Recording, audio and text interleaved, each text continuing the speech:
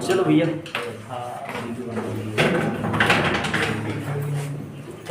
तो शायद मेरे हिसाब से मैंने 58 सॉल्व कराया था।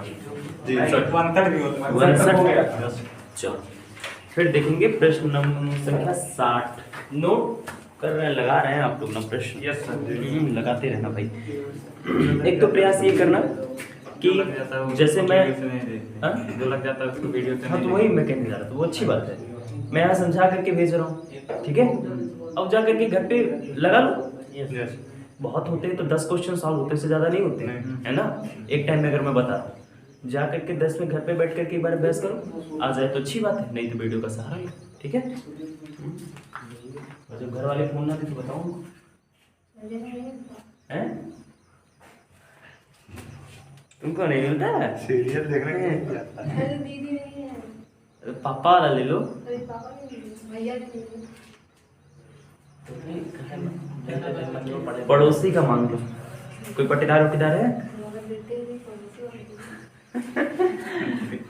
60 के मान देखो, कह रहा है समान धारिता के 4 संधारित्र हैं, समांतर क्रम में जुड़े हैं। जब इन्हें 1.5 वोल्ट के सल से जोड़ते हैं तो प्रत्येक संधारित्र पर 1.5 माइक्रोकूलाम का आवेश संचित हो जाता है।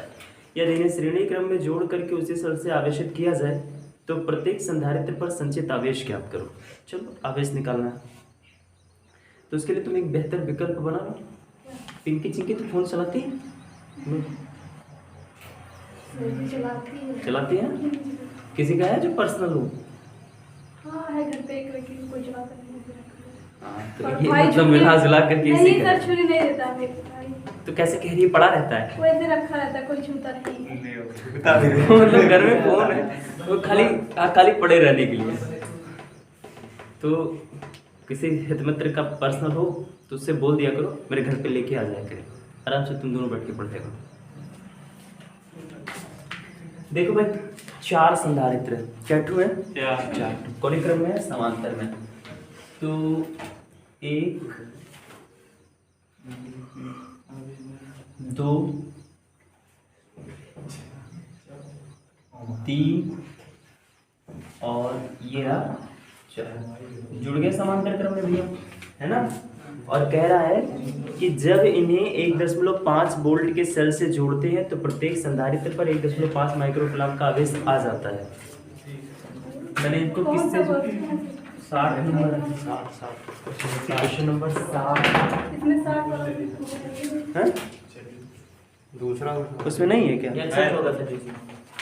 उसमें जो सीधा है मैं कुछ होगा, देख लो। इसको क्या किया गया है? 1.5 वोल्ट की बैटरी से कनेक्ट किया गया। तो ये हमने कनेक्ट कर दिया प्लस माइनस 1.5 वोल्ट की बैटरी से। और अब कहा जा रहा है हमसे कि इस पर जो आवेश आ रहा है वो 1.5 माइक्रोकूलाम का आ रहा है सब पर। इस पर भी चार्ज आ गया 1.5 माइक्रोकूलाम का, इस पर भी चार्ज आ गया 1.5 माइक्रोकूलाम का, इस पर भी चार्ज आ गया 1.5 माइक्रोकूलाम का, इस पर भी चार्ज आ गया 1.5 माइक्रोकूलाम। ये ऐसे इन पर चार्ज आ गया है। हमसे कह रहे हैं कि अब अगर इन्हीं को श्रेणी क्रम में जोड़ करके उसी सल से आवेशित करें तो प्रत्येक पर आवेश की गणना करो। देखो सबसे पहली बात तो ये है यहाँ पे कि हमको किसी एक का संधारित्र पता चल जाएगा, क्योंकि धारिता नहीं पता रहेगी तो हम लोग क्या करेंगे, समस्या होगी ना। तो सबसे पहला काम किसी एक की धारिता निकालो। चलो, इसका वोल्टेज यही रहेगा, उसका वोल्टेज भी यही, उसका वोल्टेज मतलब सबका वोल्टेज यही रहेगा। किसी एक की जो धारिता आएगी वही धारिता सबकी होगी, किसी एक की जो धारिता आएगी वही धारिता सबकी होगी। कैसे सर, ऐसे कैसे कह रहे हैं आप? क्योंकि सभी के लिए वोल्टेज एक समान है और सभी पर चार्ज भी एक समान हो गया, तो वोल्टेज धारिता एक समान आनी ही आनी है ना। तो इसके नाते चलो, प्रत्येक संधारित्र की धारिता, प्रत्येक संधारित्र की धारिता। तो बच्चों प्रत्येक संधारित्र की धारिता C बराबर Q बटे V। मैं टोटल नहीं ले रहा हूँ, किसी एक की निकाल रहा हूँ यहाँ से, लेकिन वही प्रत्येक की बनेगी, ठीक है। Q का मान 1.5 गुणे 10 की घात -6 बटे वोल्टेज है 1.5। कैंसिल करेंगे तो C बराबर आ जाएगा 1 माइक्रोफैरड, यानी चारों लोगों की धारिता 1 माइक्रोफैरड होगी, जिस हिसाब से प्रश्न का केस है ना। ये मेरे पास धारिता मिल गई। अब हमसे कहा जा रहा है कि इन्हीं चारों को श्रेणी क्रम में जोड़ देंगे और फिर उसी सेल के साथ कनेक्ट करेंगे, तब बताओ चार्ज कितना आएगा। चलो इनको श्रेणी क्रम में ऐड कर दो भैया, इनको श्रेणी क्रम में ऐड कर देते हैं। ये हो गया श्रेणी क्रम में ऐड, है ना, ऐसे ही तो होगा। और ये हो गया हमारा सेल, ये हो गया सेल 1.5 वोल्ट वाला। और सब पर जो यहाँ पे धारिता है वो 1 माइक्रोफैरड का है, 1 माइक्रोफैरड 1 माइक्रोफैरड 1 माइक्रोफैरड सब पर, ठीक है, सबकी धारिता हो गई। अब इन पर जाहिर सी बात है ना कि अब तो चार्ज अलग हो जाएगा, क्रम चेंज हो गया और क्रम चेंज होने से वोल्टेज बढ़ेगा, ठीक है। तो वोल्टेज अगर बढ़ रहा है तो धारिता, सॉरी क्या नाम है, चार्ज अलग अलग हो जाएगा। चलो समांतर क्रम में जब वोल्टेज निकालना हो तो टोटल निकालना चाहिए, तुल्य निकालना चाहिए, और अगर श्रेणी क्रम में चार्ज निकालना हो तो चार्ज तुल्य निकालना चाहिए। तो यहाँ श्रेणी क्रम का माहौल ही है ना। अगर हमें किसी संधारित्र पर चार्ज निकालना है तो पूरे संयोजन का चार्ज निकाल लेते हैं, कोई पूरे किसी एक का बनेगा, है ना। देखो संयोजन पर आवेश, संयोजन पर आवेश। अच्छा संयोजन पर आवेश निकालने के लिए हमको क्या चाहिए होगा, इसकी धारिता चाहिए होगी, है ना। तो धारिता निकालेंगे तो C बराबर कितना आएगा, 0.25 आएगी मेरे हिसाब से, 0.25 माइक्रो फैराड। अरे 1/1 1/1 4/1 एंड 4/1 इज इक्वल टू 1/4 और 1/4 का मतलब 0.25, ठीक है। तो ये आ जाएगा संयोजन पर आवेश Q बराबर बच्चों CV से, है ना। Q बराबर C का मान 0.25, V का मान 1.5, अब 15 25 75 यानी 0.25 और कहाँ, अच्छा 0.25, ठीक है। तो मल्टीप्लाई करेंगे तो 15 25 75, 15 में 30 यानी 375। Q बराबर आ जाएगा 0.375 माइक्रो में आएगा बच्चों, क्योंकि ये मान माइक्रो में, तो 10⁻⁻6 से दर बढ़ा होगा, ठीक है। तो ये हो जाएगा चार्ज, ठीक, समझ में आया बेटा।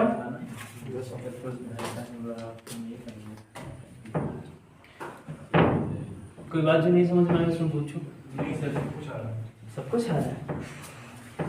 इधर देखो, ऊपर देखो, ऊपर देखो, कहाँ पढ़ते हो, आड़ी वाली कौन पढ़ाता है आड़ी वाड़ी,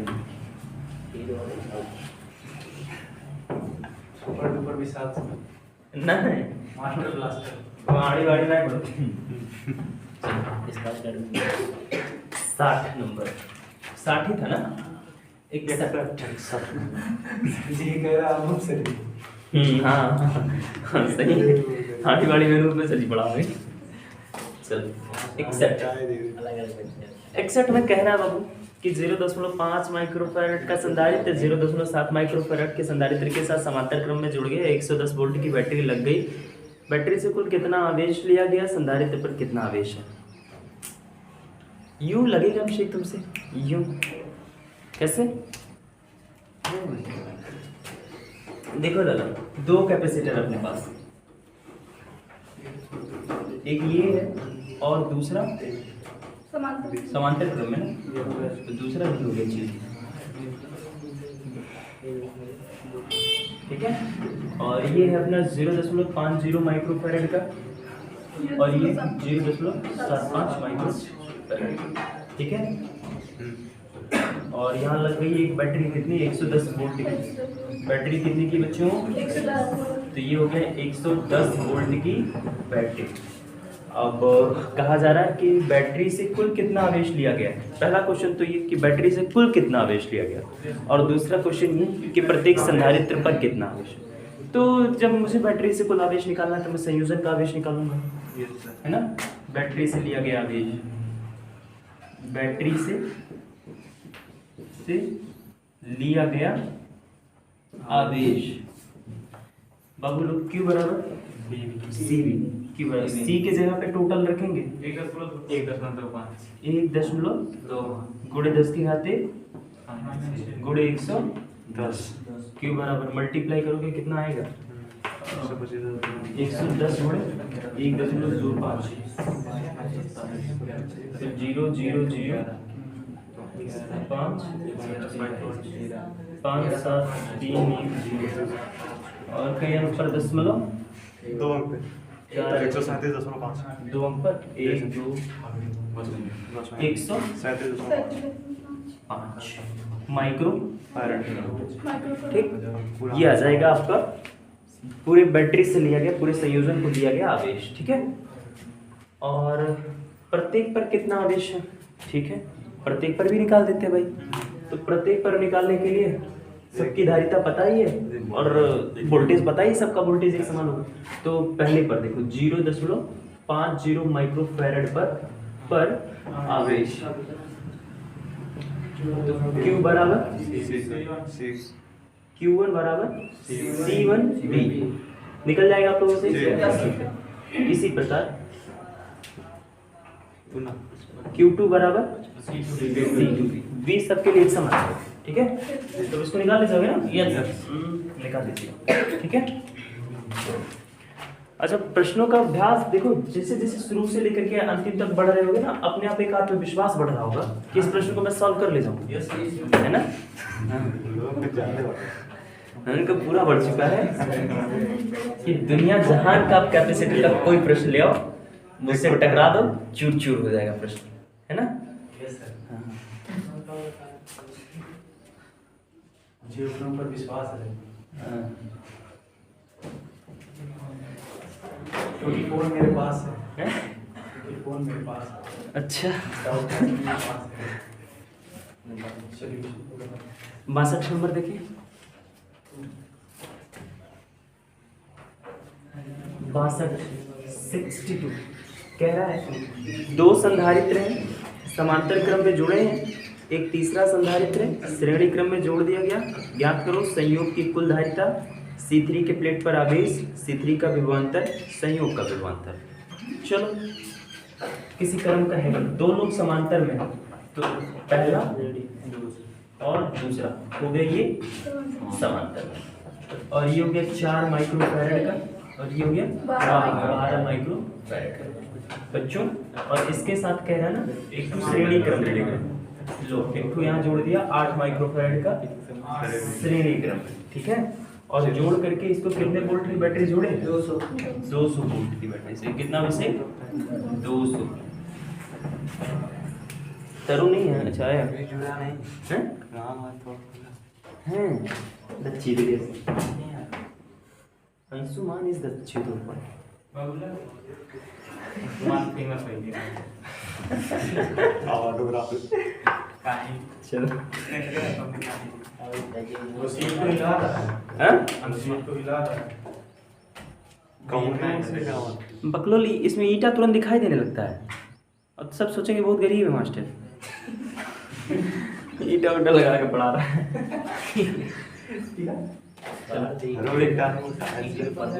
टाइल्स लगा, ईंट का टाइल्स लगा एक्चुअली। हाँ, समझ नहीं पाते हैं। ये जो दीवार पीछे थोड़ी थोड़ी ईंट जैसी दिखती है, एक्चुअली ये ईंट वाला टाइल लगा है। बहुत अमीर। चलो अब इसमें देखो कई ढेर सारा प्रश्न कचरा से पूछा विवेक, तो चलो बताओ। देखो पहला क्वेश्चन तो ये संयोग की कुल धारिता बताओ भैया। क्या बताना विवेक कुमार? संयोग की कुल धारिता। तो ये तो लबड़े हाथ का खेल होना चाहिए।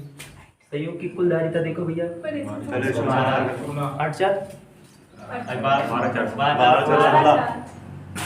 हाँ उन्हें वही 12 4 16 और 1/16 1/8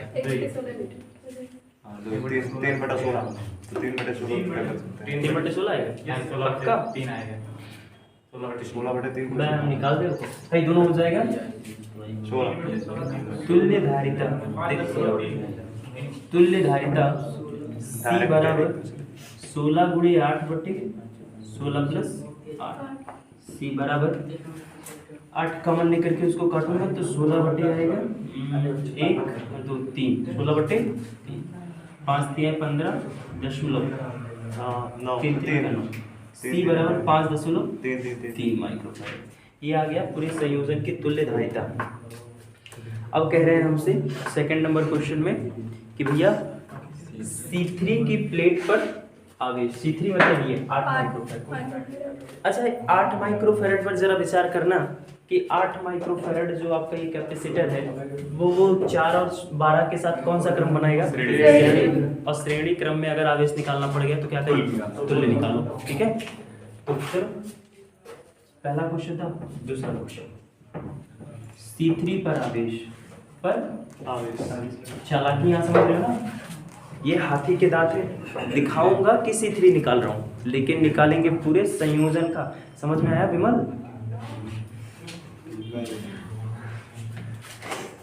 बोल युवा केसरी। C3 पर आवेश Q बराबर C इंटू B से। ठीक है, मैं इधर Q3 लिख ही देता हूँ। अरे छोड़ो, अच्छा लिख दीजिए। C का मान कितना बच्चों? 5.3 गुणे 10 की घात -6। समझ रहे हो ना तुम लोग? Yes sir.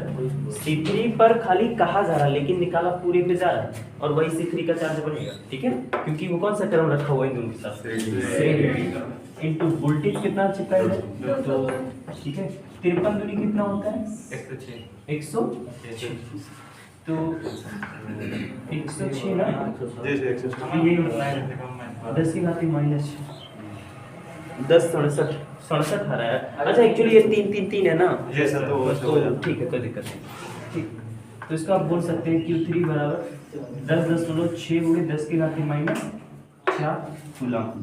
ठीक है, ये आ जाएगा C3 पर आवेश। ठीक है, चमक तो नहीं लगा टोटल नहीं। और उसके बाद C3 का विभवांतर भी बताना है, तो C3 का विभवांतर तो निकल ही जाएगा भाई। तीसरा क्वेश्चन इसमें C3 का विभवांतर से तुमको आवेश पता होगा तो निकालने में कोई समस्या नहीं। V3 बराबर Q3 बटे C3। V3 बराबर Q3 का मान बच्चों 10.6 गुणे 10 की घात -4 बटे C3 का मान 8 -6। ठीक है, V3 बराबर 8 करने में 8 दशमलव लगा है, 2 उधर गया 26 ना, 8 3 बस छोड़ दो, गुणे 10 की घात 2। V3 बराबर 130 133 आ रहा, मतलब और ऐसे आएगा ना, गुणे 10 की घात 2 तो 133 वोल्ट। ठीक है, और उसके बाद समांतर संयोग का विभवांतर, समांतर संयोग पूछा, समांतर संयोग यही तो है, उसका विभवांतर पूछा। चलो देखो चौथा क्वेश्चन, समांतर संयोग का विभवांतर, संयोग का विभवांतर बच्चों। अब अगर तुमको समांतर संयोग का विभवांतर चाहिए तो उसमें जरा समझो, समांतर संयोग तुम्हारा यही हिस्सा है खाली। ठीक है, हमको उतने का विभवांतर देना है, और मैंने कहा कि अगर विभवांतर समांतर का निकालना पड़े तो तुल्य निकालना चाहिए। इसका मतलब मैं इन दोनों का तुल्य विभवांतर पता करूँ। ठीक है, तो सर इन दोनों का तुल्य चार्ज भी होना चाहिए। देखो है सर, कहोगे ये, कहोगे ये तो सर जी C3 का है ना, हाँ ये दो लोगों को कितना मिला चार्ज? 10.6 गुणे 10 की घात -4 कूलम, इन दोनों को मिला करके उतना मिला और इसको अकेले उतना मिला है। ये बात समझ में आया कि नहीं है ना? क्योंकि इसका नेट मान दोनों आपस में श्रेणी बनेंगे और श्रेणी में चार्ज समान होता है, तो दोनों को मिला करके उतना चार्ज मिला है। समझ में आया? तो उसका चार्ज पता नहीं है, अपने लोग को पता है। ठीक है, तो क्या निकालना? वोल्टेज निकालना ना, B बराबर Q बटे C से। चलो B का मान निकालना, Q का मान ये 10.6 गुणे 10 की घात -4, C का मान 16, हाँ 12 4 16 गुणे 10 की घात -6। थोड़ा सा इसको सॉल्व करूँ तो ऊपर हो जाएगा पूरा 1060 आ जाएगा, हाँ 1060 बटे 16 आ जाएगा। ठीक है, समझ पाए पूरा? 10 की घात -6 ऊपर ले गए, +6 और घटाते हैं तो फिर आएगा +2। समझ में आए? ठीक है, +2 का मल्टीप्लाई करोगे तो ये देखो यहाँ से आएगा। ठीक है, और अब इसको डिवाइड कर दो तो 16 छक्का 16 सत्ते 16 छक्का 66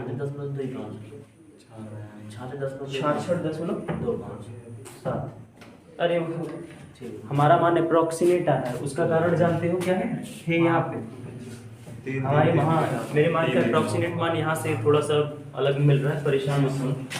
इधर पूरा रखोगे तो एक और रेट आएगा 67.66.6 वोल्ट, ठीक, 7 वोल्ट। तो प्रश्न समझ में आया बच्चों? ठीक बेटा।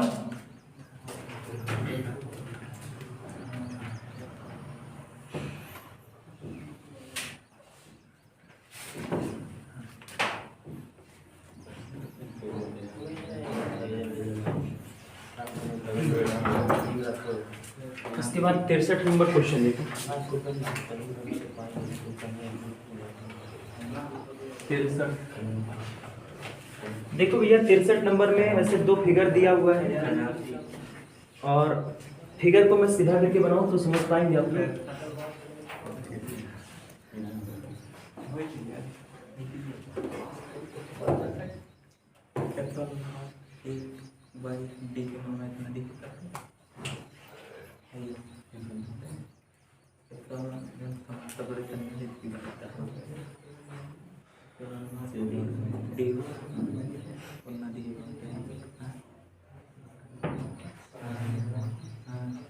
ये फिगर नंबर ई है और फिगर बी कुछ अलग मटेरियल का दिया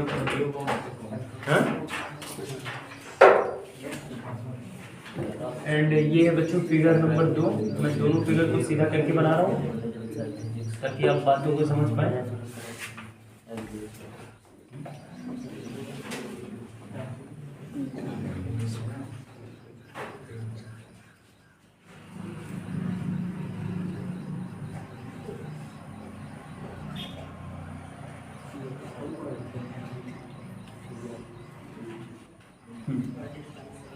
ये 3 है, ये 6 है, ये है फिगर नंबर बी।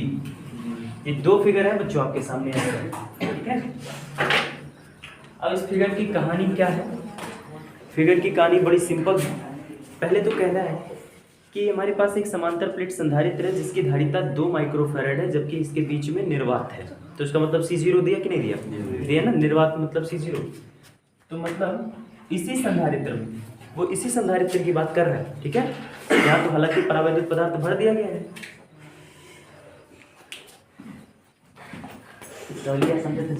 पूछ रही थी तो बता रहे थे। क्या पूछ रही थी? विमल खाते हुए किसको मार रहे हैं? विमल को। हाँ तो देखो यही संधारित्र है, लेकिन जब इसके बीच में निर्वात है तब उसके बाद C का मान पता। तो C0 बराबर कितना? 2 माइक्रोफैराड है और C0 को आप लिख सकते हैं एप्सिलॉन नॉट A बटे D बराबर 2 माइक्रोफैराड। चाहे C0 बराबर लिखो चाहे उसके फार्मूले के बराबर लिखो, ऐसा आप कर सकते हैं, ठीक है। ऐसा मैं इस नाते कर रहा हूँ ताकि जब मैं यहाँ धारिता निकालने जाऊँ तो वो थोड़ा मुझे आसान पड़े। आसान क्यों पड़े सर? आसान इस नाते पड़े क्योंकि क्या हमें इस संधारित्र के प्लेटों के बीच की दूरी पता है? नहीं। हमें इनका क्षेत्रफल पता है? नहीं। हमें इन पर चार्ज पता है? नहीं, कुछ नहीं पता है। तो इसकी वजह से अगर आप सीधा C0 पर फोकस करेंगे तो पंगा हो जाएगा आपके लिए। इस नाते मैं डायरेक्टली क्या कर रहा हूँ, उस C0 को लिख दे रहा हूँ एप्सिलॉन नॉट A बटे D। हम A से भी बच गए, D से भी बच गए। अब प्रश्न में उसको बड़े आसानी से सुलझा लेते हैं, ठीक है। चलो, तो हमसे पहला क्वेश्चन कह रहा है कि अगर हम इस प्लेट के बीच में स्थान में 2 परावैद्युत पदार्थों को बराबर बराबर मात्राओं में चित्र में प्रदर्शित 2 विधियों से भरते हैं और उनका परावैद्युतांक 3 और 6 है, तो बताओ दोनों स्थितियों में धारिता कितनी होगी? हमें दोनों केसेस में धारिता है और एक ही संधारित्र में 2 अलग अलग पदार्थ भरे हुए हैं और प्रश्न में कह रहा बराबर बराबर मात्राओं में, ठीक है। प्रश्न में बात साफ साफ कहा है कि बराबर मात्राओं में भरा हुआ है। बराबर मात्राओं में भरने का बहुत बड़ा यहाँ पे योगदान है। चलिए देखिए फिगर ए को सॉल्व करते हैं। सबसे पहले फिगर ए को, है ना। फिगर ए की कहानी आप देखो, अगर ये बराबर हिस्सों में बटे हैं तो यहाँ देखना, नीचे वाला परावैद्युत पदार्थ जितना डिस्टेंस कवर किया हुआ है उतना ऊपर वाला परावैद्युत पदार्थ डिस्टेंस कवर कर रहा है कि नहीं। दोनों परावैद्युत पदार्थों के द्वारा प्लेटों के बीच की दूरी समान गैप में तय की जा रही है। आप देखें तो समझ पाएंगे वहाँ पे, है ना, ठीक। लेकिन अगर मैं क्षेत्रफल की बात कर लूँ तो क्षेत्रफल एकदम साफ साफ समझ में आ रहा है कि आधा इसने छिकाया आधा वो छिकाया, समझ में आ रहा है। अगर मैं दोनों संधारित्रों की परावैद्युत पदार्थों को देखूं तो ये परावैद्युत पदार्थ दोनों हिस्से को आधे आधे क्षेत्रफल में रखा हुआ है, जबकि जितना दूरी नीचे प्लेट में इस वाले ने तय किया है उतने डिस्टेंस ऊपर वाला परावैद्युत पदार्थ भी तय करना है। अब इससे एक निष्कर्ष निकलना है कि चित्र ए में अगर हम इस विधि से परावैद्युत पदार्थ भरे बराबर हिस्सों में तो क्षेत्रफल दो बराबर आधे हिस्सों में बट जाएगा लेकिन दूरी वही रह जाएगी। समझ में आया? तो के अनुसार ए बराबर ए बटे 2, ये समझ पाए? जो प्लेटों के बीच का क्षेत्रफल है वो आधा होता है, मैं इसे हिंदी में लिख देता हूँ। के अनुसार प्लेटों के बीच का क्षेत्रफल बराबर a/2। समझ में आया? यस सर, ठीक है।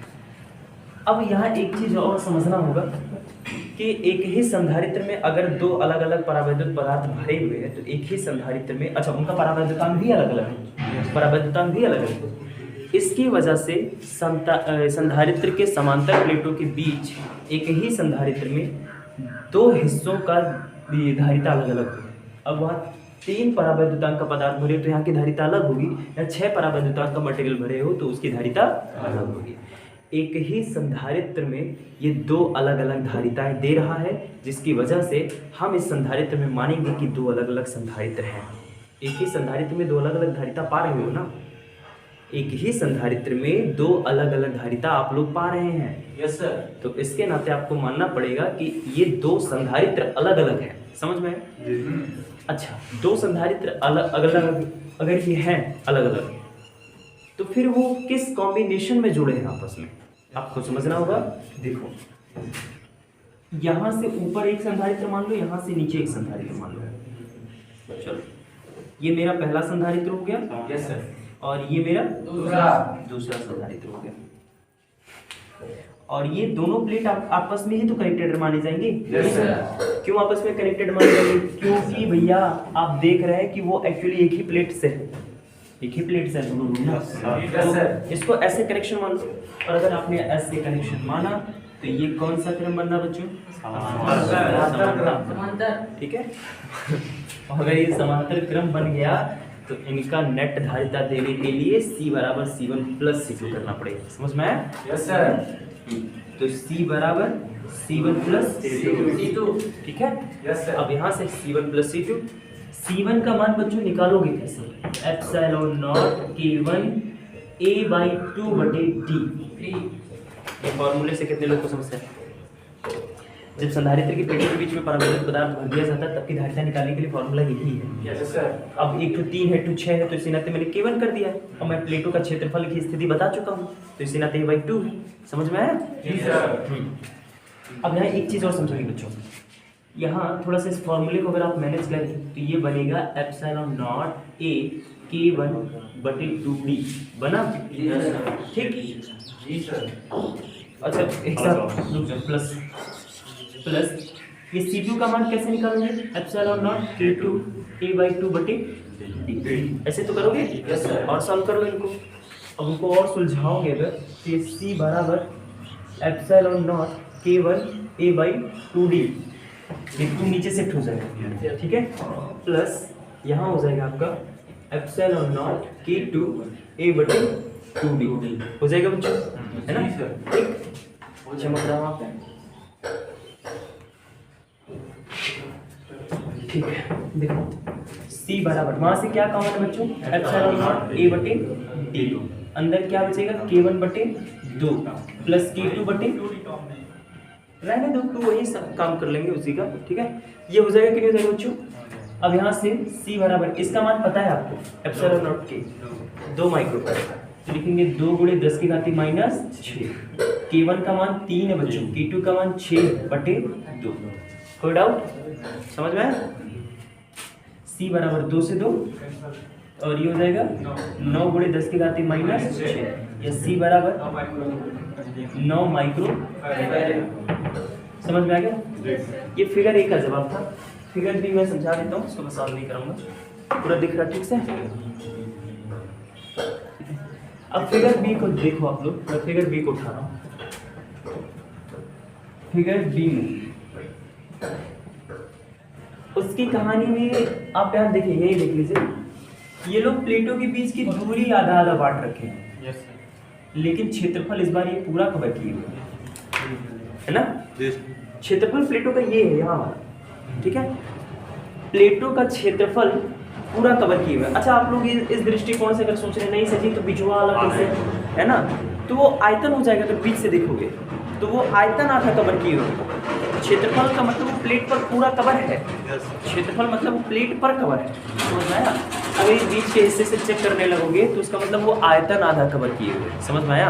ठीक है, तो आप वो मत देखो, आप देखो प्लेट को देखो, ये पूरा हिस्सा प्लेट पर है कि नहीं, ये पूरा हिस्सा प्लेट पर है कि नहीं है ना? है तो हाँ, तो इसी नाते प्लेटों के बीच की दूरी आधी है इस बार, लेकिन प्लेटों का क्षेत्रफल ये लोग पूरा कवर किए हुए हैं, ठीक है? तो बच्चों यहाँ प्लेटों के बीच की दूरी आधी हो जाएगी, प्लेटों के बीच की दूरी डी बाई, प्लेटों के बीच की दूरी कितनी है बच्चों? d/2, प्रश्न की स्थिति से, समझ में आया? अब यहाँ भी इसका परावैद्युतांक 3 है, इसका परावैद्युतांक 6 है, तो बाबू लोग बताओ जरा मुझे, दो अलग अलग धारिताएं एक ही संधारित्र में मिलेगा कि नहीं मिलेगा? मिलेगा ना? हाँ। और अगर एक ही संधारित्र में दो अलग अलग धारिता, तो हमें ये मानना मजबूरी पड़ जाएगा हमारी कि दोनों को अलग अलग, जितने हिस्से का धारिता अलग है और जितने हिस्से का धारिता अलग है, हम मानेंगे कि ये दो अलग अलग कैपेसिटर है, ठीक है? ये दो अलग अलग कैपेसिटर। अच्छा जरा देखो, यहाँ से यहीं तक का, उधर का धारिता अलग, इधर का धारिता अलग, है ना? अगर मैं यहाँ पे जो मैंने भी लाइन खींचा उसको मैं एक प्लेट की तरह ट्रीट करूँ, प्लेट की तरह उसका विहैव मानूं, तो कौन सा क्रम बन जाएंगे दोनों को लेकर? श्रेणी को लेकर, है ना? तो अगर वो श्रेणी क्रम में बन जाएंगे तो उनकी तुल्य धारिता C बराबर, सॉरी 1/C बराबर 1/C1 plus 1/C2 and 1/C is equal to C1 का मान कैसे निकालोगे? एप्सिलॉन नॉट K1 A/D/2, क्योंकि प्लेटों के बीच की दूरी की कहानी ये है। अब 1/C1 की जगह एप्सिलॉन नॉट K2 A/D/2, समझ में आया? अब उसको आप लोग आगे सॉल्व करेंगे, ठीक है? अब मान ही रखना भाई, फिर वहां पे यही काम करना, एप्सिलॉन नॉट A/D कॉमन करना, उल्टा मान कॉमन आएगा इस बार, तो वैल्यू 1/2 कर देना, ठीक है?